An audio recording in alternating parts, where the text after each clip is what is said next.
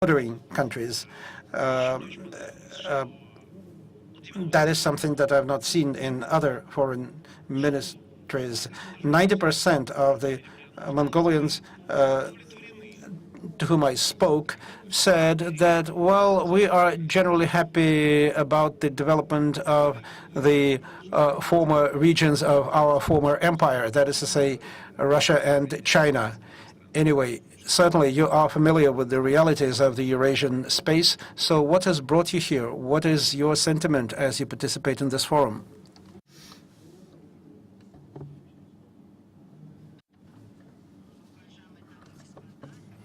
Dear ladies and gentlemen, I would like to greet you. I was also invited to attend the St. Petersburg International Economic Forum, and on this count I would like to express my appreciation to the government of Russia.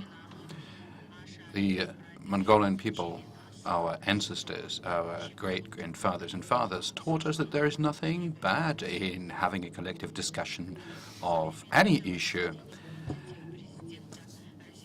Started as the initiative by the President of Russia, Mr. Putin. This event, St. Petersburg Economic Forum, was attended by the prime ministers and the heads of state of different countries, and very vital issues of the regional, international, business and social aspects have been discussed, which constitute an important platform for the further stable development of each of those countries and the ability to overcome the problems, and through joint efforts to decide how to form conditions for a stable development of all their economies. And so I thought it would be necessary for me to personally participate in this year's St. Petersburg Economic Forum. Russian Federation serves as a major bridge which connects Europe and Asia, and in historic, geographic, and cultural context, and that is why this is the status that it shall maintain in the future. Our path of development was not as smooth and as straight, and that is why all of the participants which are attending this session are aware of it. Although we went through successes and failures, we are trying to mobilize everything we can in order to move forward into the future, and there are no countries or governments which wouldn't feel concerned for the way to ensure a better possible approach to provide for the stability and prosperity of their societies, and that is why this forum is being attended by all those who are specifically concerned with this. We do experience our own specific difficulties. Now, what are those? We are the country which doesn't have access to seas, and there are more than 30 that in the world. Apart from that, the small island states do experience specific difficulties in their development. Such countries experience such specific difficulties, and it really would be good for them to enjoy support and an ability to connect the strategies for the development of those countries, which is exactly something that the United Nations is working towards, and would be appreciative of the United Nations for the fact that it is paying attention to these issues. Recently, the head of the Chinese People's Republic, Xi Jinping, convened a summit meeting, One Belt, One Road, where all these issues have also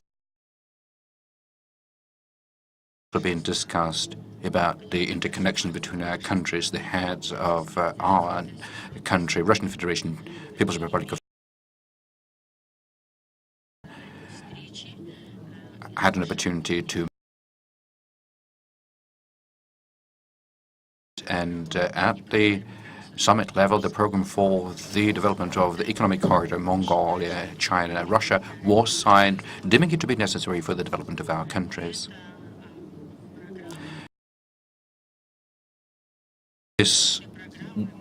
Within the framework of this program, we designed our own program, which will be conducive to these issues. We describe it as the program for the development, and we decided it would be necessary for our program to be connected to the Chinese initiative of One Belt, One. So such programs for long-term economic development would such programs for long-term economic development would not only encompass our three countries, Mongolia, China, and Russia, but also our.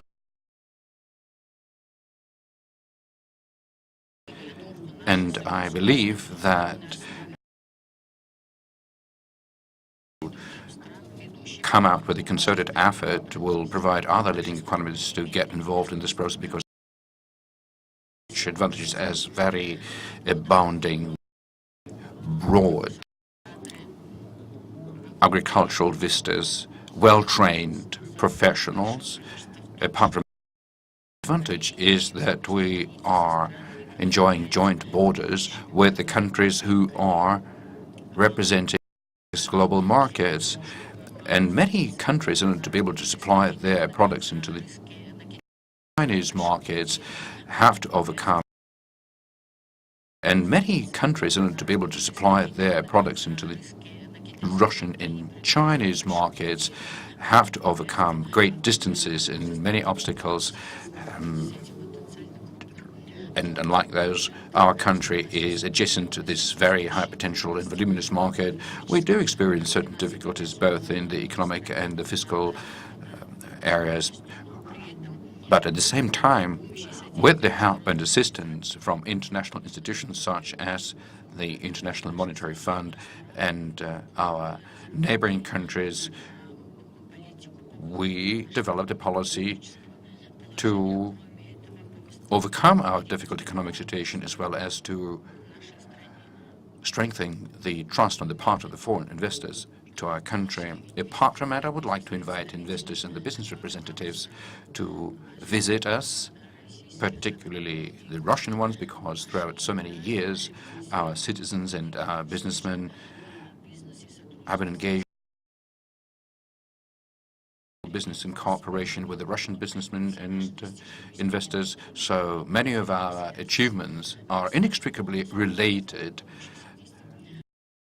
to the cooperation with the Russian people. And so on behalf of our government and our people, I would like to express our deep appreciation to the Russians and to the Russian people and to the Russian government for such good neighborly cooperation and relations that we enjoy. In Mongolia, every nomadic household and every Mongol is very hospitable people at heart. So no family that is living the nomadic way ever locks their doors to their yurt. So this is the tradition that we still maintain. We live it these days. And so, upholding this tradition, we would like to provide for every possible favorable condition that foreign investors may require. So our doors, I would like to assure you, will always stay open for you. Thank you for your attention.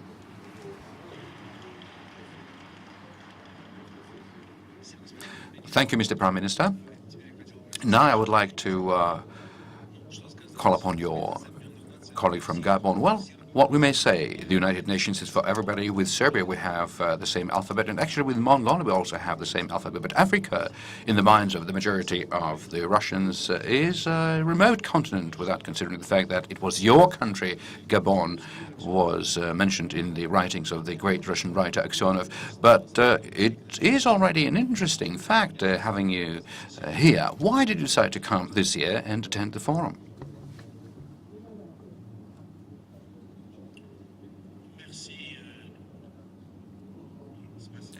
Thank you for giving me this opportunity to share with all those present my views with respect to the position that Gabon has and the intentions that we have to maintain strong economic relations with Russia. You asked me as to why our delegation attends the St. Petersburg International Economic Forum.